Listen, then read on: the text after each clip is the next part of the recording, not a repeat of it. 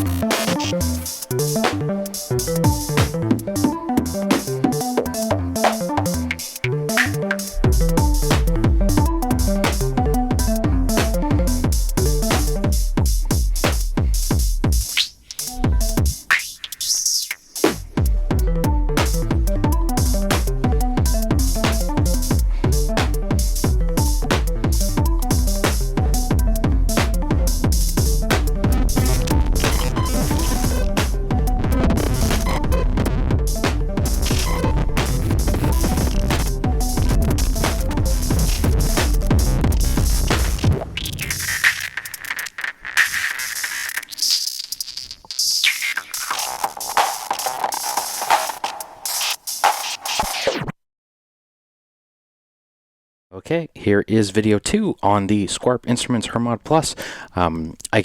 I think when I started the first video, I figured it would be the only video.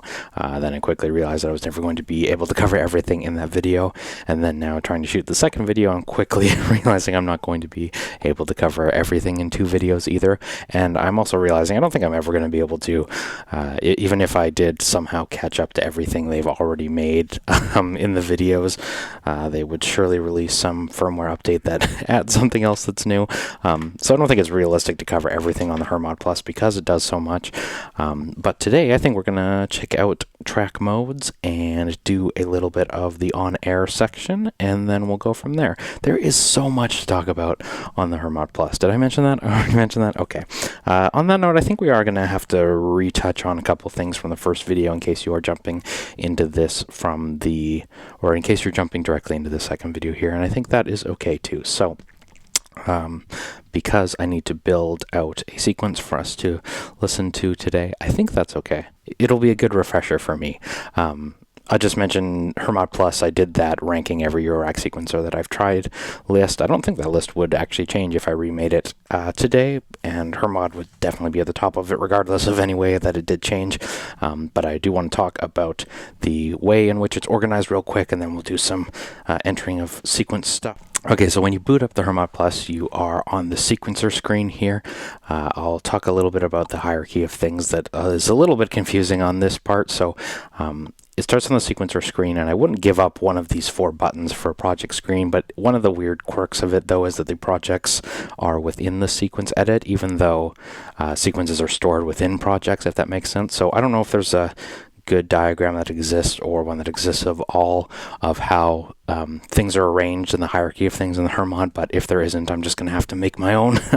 So we're going to look at one right now on the screen. Maybe I'll leave it up. Maybe we'll see how editing tafony does with it. But I'd say at the top level, there is the projects, and within projects are stored our sequences, and within our sequences, we have our tracks. And within our tracks, we have steps and effects on the tracks. So when you get started here, somewhat confusingly, you go into the sequence edit. I'm not trying to just be really finicky about everything. I mean, I know I'm a eurorack nerd and just a nerd in general, but these were things that confused me originally, and I never left the same default project. Like, I always restarted every time I booted it up, which I still probably will end up doing for the most part, but don't miss out on the ability to recall a project or create a template for yourself just because you don't understand it or the way I did. Just do it because you want to do it that way. Anyway, so in the sequence edit menu, there is a project save load. You can come in here and load a project. Here is my project, lovingly named B, because the on-screen keyboard sucks. I just hit B, and this is where I loaded my first live set. I made 4 different sequences with a bunch of different track effects and everything on here for quick recall and quick jumping between different little variations, not very different. But I want to point something out on here. So we loaded a project. That's the top part of our hierarchy. Within it, 4 different sequences. If I jump between these, yeah, you get up to 16, I believe. I don't know if there's a way to go to a second page. I've never made more than 4 in this case. But within our sequences, we have our tracks. There is 8 analog tracks, or they don't have to be CV gate pairs. We're going to get, that's the crux of this video basically, but you also get your 8 MIDI tracks. I've never used the Hermod Plus for MIDI, which might have to be in the part 3 or beyond. But in the CV gate tracks here, you can, this is another thing that screwed me up, and this is really silly, unlike the other things, which I think were kind of warranted misunderstandings. But if you tap on a track here to select it, it mutes it. So just keep that in mind, that you want to select a track by pressing it with the button here, or by scrolling with the encoder to select it. So just keep that in mind. Now, on the muting of the track side, this is an amazing performance tool, and I would say that, like, when I was doing my live set with the Hermod Plus, this was where I was hanging out most the entire time, because bringing in sequences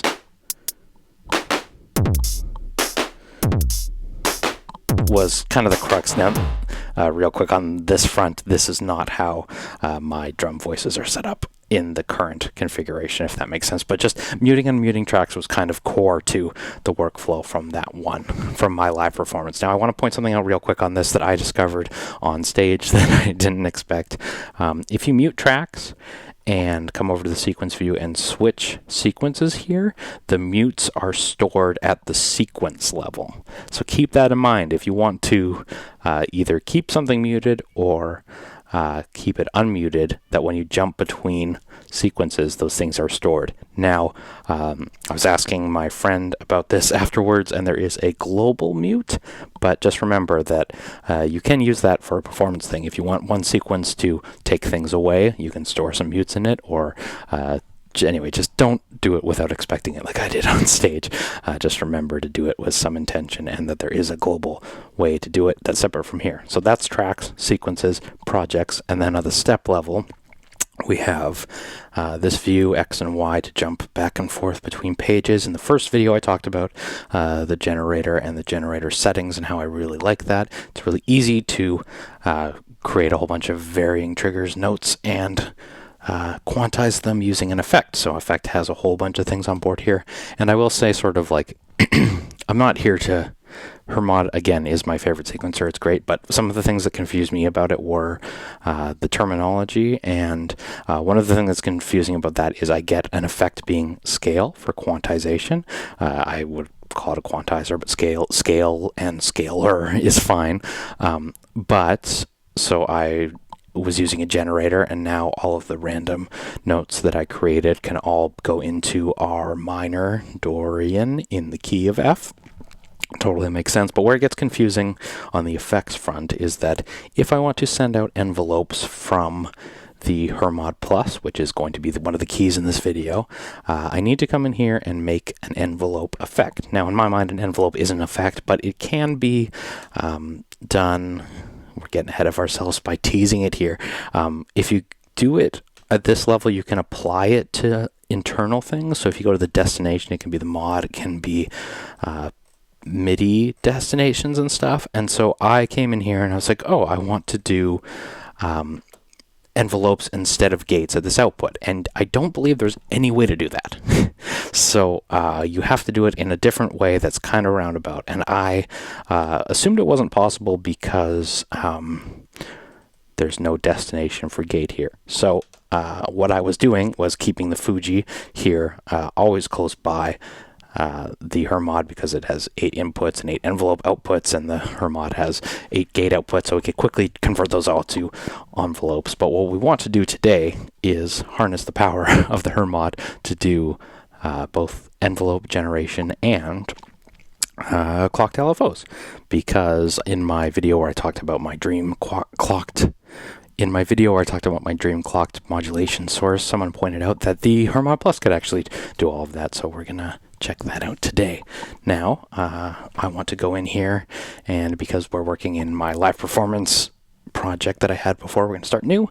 Am I sure? Yes, I am sure. We're going to come in here now to change the BPM. Just this is review. Change the BPM. I cover this in the other video. If you hold the play button, it pulls up this BPM thing. One thing I didn't know for a long time, you don't actually have to hold it down to keep this menu up. You just hold it until it turns on. We're going to go to 150. Maybe we'll slow it down a little bit just because it's just for demonstration purposes. We'll hit that. Sequence 1 here is fine. We'll go into the track 1. Now I'm patched up into a kick on the 8th output. We'll hit play. Now you'll see I am muted, I believe. Yes, okay, sorry, I wasn't looking at the track. Here's what I've done. Blinking because it's muted. Sorry, I was not looking in the step view. 8th track here, get over onto that on the steps. In the step view, 4 on the floor. We'll go over to track 7. And we're going to make this real simple.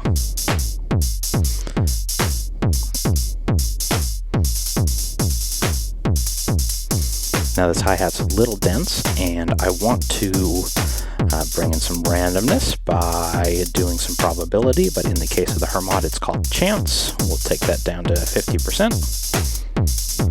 Do the same on this track. Now I get some random techno-y stuff going. Yeah. Just change my kick up a little bit, we'll make it a little more subdued, but also lower pitch. Yeah. We got techno going here today, y'all. All right. So first track, I want to go in here first and foremost. We're going to extend the length of this. You do that by holding Y, take it from 16, 32, 48, and 64. So I'm making it 4 bars, basically. Everything else will remain on the 1 bar length, but you'll see on here that our first track is going to take longer to go. I may cover doing song mode in here. You can automate basically sequence changes using song mode. And there are decisions to be made based on when you want things to swap over. Do you want it to swap over every bar, or do you want things to wait until your longest track has finished before jumping over? But we're not going to cover any of that today. I just wanted to point that out, that there's little things you gotta consider on that front when you're changing the lengths in ways that are uneven, like I just did. However, I don't think we're going to change sequences today.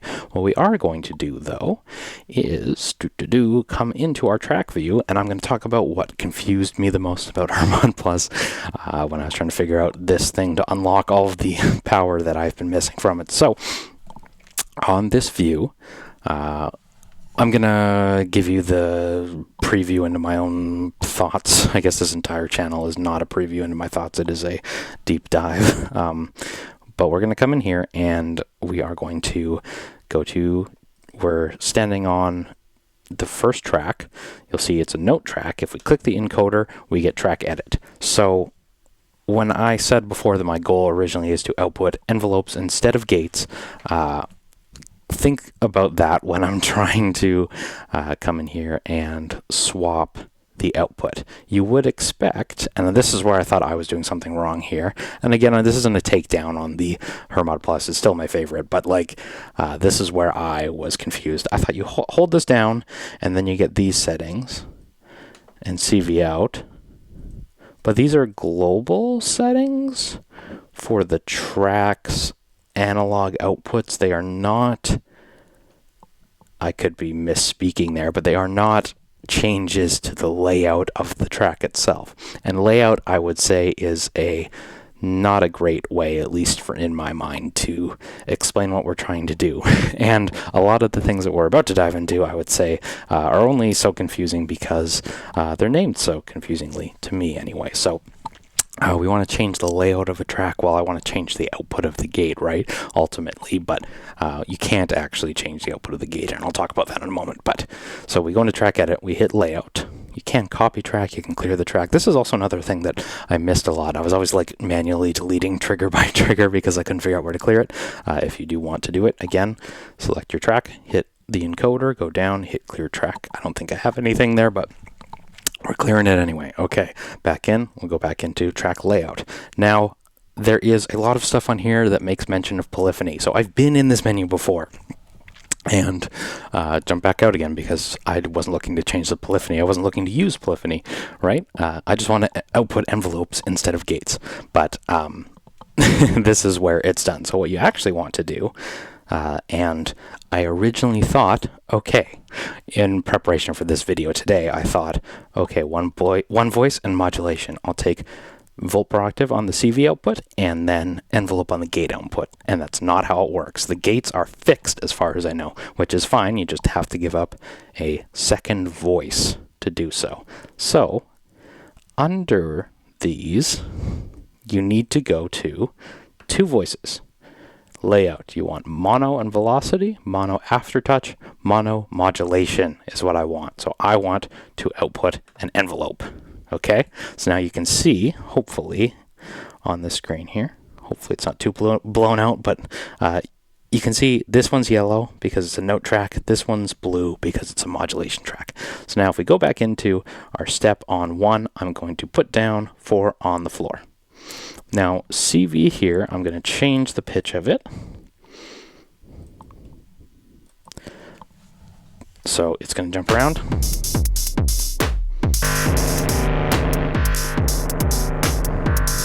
Forgive this horrible sound. I am going to use this camera for a moment to show how we've patched it up. Hi, everybody. We have CV coming out of here into the piston Honda. Better link my oscillators. Volt per octave coming with piston Honda, and then the mix output is coming into the Pony VCF, which has a VCA output on board, which we're going to use in a moment, but I'll show you how we can patch it up. So right now, just have a note track controlling volt per octave on the piston Honda. So we'll get into the details. I'll probably be picking you up in a moment again. Here we go. Hit play. If I hit play again now, because my VCA is clamped and I'm waiting for some modulation to go to it, then we cannot hear anything until we do that. So if I go over to my mod track, if we go to effects, we want to, I believe this has to be actually on the first track. So I go to track 1, hit effects. I don't know if they're one and the same, but I don't want to find out otherwise. If we hit envelope here now, I'm going to add an envelope to this track. Now, very nice visualizer of the envelope itself here. I actually really appreciate that because it's always, when you're talking in percentages, I'm always like, I don't know, is that percentage of the trigger itself or is it what? But we'll start with it basically with the shorter attack and go from there. So the destination has to be set to mod because we chose mod to be the output on track 2. And for that reason, we're backing out and we'll hit play. And now in my second track, I can take the CV output here and listen to that. Now I'm starting to hear a little bit of a bleep. Beep. And that is telling me, if we go back in step view, I'm not doing any sequencing of the modulation itself. I just want to output that modulation effect. That's telling me if I go into envelope here, I'm probably going to need to either add some more decay. Yes. Yes. I know, this is not very exciting sounding, but the ability to output envelopes without need to use an envelope generator is super exciting to me, so.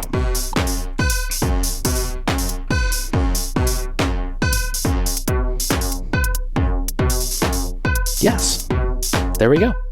Don't need an envelope generator. The Hermod's doing it for us. Now, it kind of sucks that you do have to give up a second channel to do so, and if there's a way to make use of my gate channel instead of that, please let me know, because I would love to use that. However, you do still get your gate output if you want to use it for something else. I don't know, can I do the...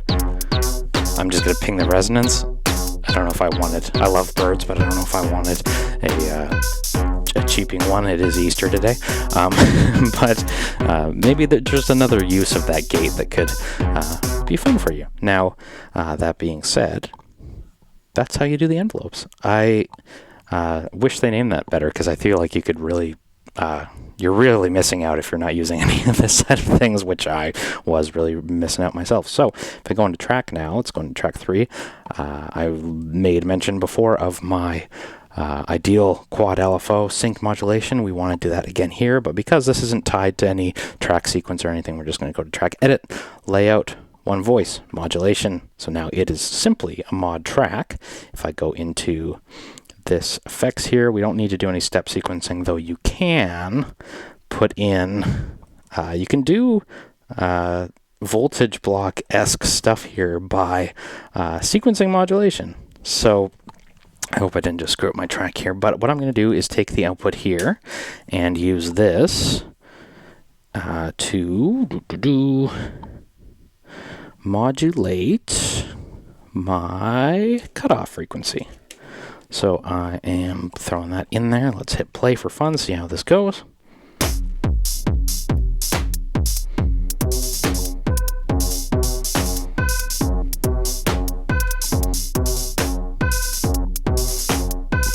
Step sequencing on the Hermod. Really cool. Yeah, I mean, I don't have a voltage block right now, so that's really, I don't know. I feel like I was missing out so much by doing this. There's so much, like, I really like having this all in the Hermod Plus. I'm a big fan of having distinct modules for everything, but when it comes to something like the modulation sequencing and the envelope generation, I feel like that belongs in the sequencer. I don't know. Let's go back into the layout. One voice modulation. I hope I didn't clear out the layout, although I don't think I actually did. Now we're going to go into effects. So we're going to come into here and we are going to use an LFO. Now I believe this was all for internal modulation before, but we want to output a triangle wave on this one. And if I remember correctly, you want to bring this down. Note that there are some interesting divisions here as well, but if I remember correctly, we want to bring this down to quarter. So now I'm modulating that cutoff with an LFO. And it's not going to show anything on the step view. I kind of wish it did, but I think you can also step sequence on top of this in some way. I don't know if that could mean you offset your LFO, but hey, you know what? Maybe we will just come in here. I'll switch output so we can run this through the sequencer, or through the oscilloscope rather. Okay, so we've got LFO coming out on this side. If we hit play, you can see this going on here. And then we have clocked modulation with the triangle wave. Love that. And we'll have it open the cutoff on the pony. Yes. Yes, yes, yes. Anyway, I don't know why that's so hard to come by in other modules. Eurorack hates clocks. I won't be controlled, man. I'll never be on time, man. All right, now.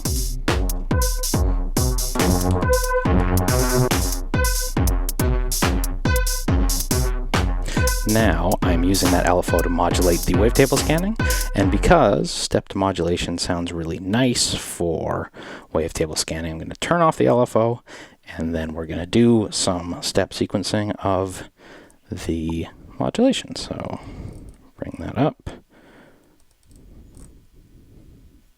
We're just going to, you know what, actually, can you generate here? Yes, you can. Yep, random wave shape.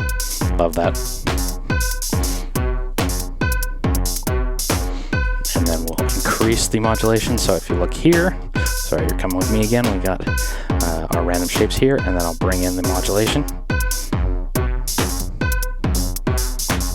And we just get a little bit of wavetable scanning. Maybe I'll accentuate it by using the Z-axis instead. And I love that. All right, we even covered the step sequencing. We'd love to see that. All right. I'm really glad I actually explored this more here today, because that wasn't half as bad as I thought it was going to be, although the naming conventions are kind of weird. Once you get used to learning them, it's not so bad. I hope you're happy, Joe. I will be making even more videos in the future on the Hermod Plus, so that will be something that makes you happy, I'm sure. I'm Tafony. Thank you so much. Like, comment, subscribe, do all of that crap that Google's always on my case about not promoting to you, and I'll see you in the next video. Take care.